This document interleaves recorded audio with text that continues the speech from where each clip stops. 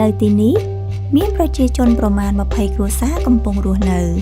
ដោយ10គ្រួសារបានទទួលជឿព្រះតាមរយៈការផ្សាយដំណឹងល្អរបស់អ្នកមីងមុំដែលគាត់ជាអ្នកស្ដាប់កម្មវិធីរបស់យើងនៅពេលដែលក្រុមការងាររបស់យើងបានចុះទៅសួរសុខទុក្ខដល់ពួកគាត់យើងបានឃើញថាពួកគាត់មានជីវភាពខ្វះខាតជាពិសេសអត់មានទឹកប្រើប្រាស់គ្រប់គ្រាន់ពួកខ្ញុំនៅទីនេះតំបន់ព្រៃភ្នំតំបន់ថ្ម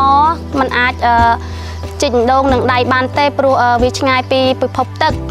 ប្រព័ន្ធទឹកអញ្ចឹងខ្ញុំចង់ឲ្យបងប្អូនជួយអធិដ្ឋានទៅដល់ព្រះដើម្បីឲ្យព្រះអង្គប្រទានពរប៉ះពាល់ដល់ចិត្តអ្នកសប្បុរសជនណាដែលគាត់មានទឹកចិត្តចង់ជួយពួកខ្ញុំជាអណ្ដូងទឹក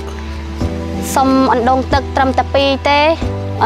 ព្រោះថាពួកខ្ញុំនៅទីនេះខ្វះខាតច្រើនដែរក្មេងៗក៏ច្រើនហើយរាល់ថ្ងៃនេះពួកខ្ញុំទិញទឹកគេក្នុងមួយឡាន 20000 មកប្រើប្រាស់ពេលអញ្ចឹងក៏វាអាចចំណាយច្រើននៅការទិញទឹកគេបើសិនជាមានសប្បុរសជនណាអាចមានចិត្តអាណិតពួកខ្ញុំផងពួកខ្ញុំអ្នកជឿព្រះអង្គដែរហើយសិតតអ្នកអត់គ្រាន់អត់សុំអីទេគ្រាន់សុំឲ្យព្រះអង្គប្រទានដល់ពួកខ្ញុំជាអណ្ដូងទឹកពួកខ្ញុំសូមអរគុណច្រើនក្នុងតំបន់កំពីងពួយនេះមានគ្រួសារចំនួន952ដែលក្នុងនោះគ្រួសារក្រីក្រកម្រិត1មាន188គ្រួសារនិងគ្រួសារក្រីក្រកម្រិត2មាន91គ្រួសារដែលពួកគាត់កំពុងខ្វះខាតទឹកប្រើប្រាស់ពួកគាត់ត្រូវការអណ្ដូងទឹកចំនួន30បន្ថែមទៀត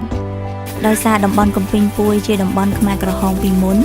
ជាតំបន់ដែលដំណឹងល្អពិបាកចូលទៅដល់ដូច្នេះតាមរយៈអណ្ដូងទឹកនេះយើងជឿថាគឺជាឱកាសងាយស្រួលក្នុងការផ្សាយដំណឹងល្អដល់ពួកគាត់តម្រូវការរបស់គាត់ជាតម្រូវការរួមនិងចាំបាច់ដូច្នេះព្រះពរដ៏ធំនេះនឹងធ្លាក់ទៅលើបងប្អូនណាដែលមានចិត្តចង់ជួយឧបត្ថម្ភដល់ពួកគាត់សូមព្រះប្រទានពរ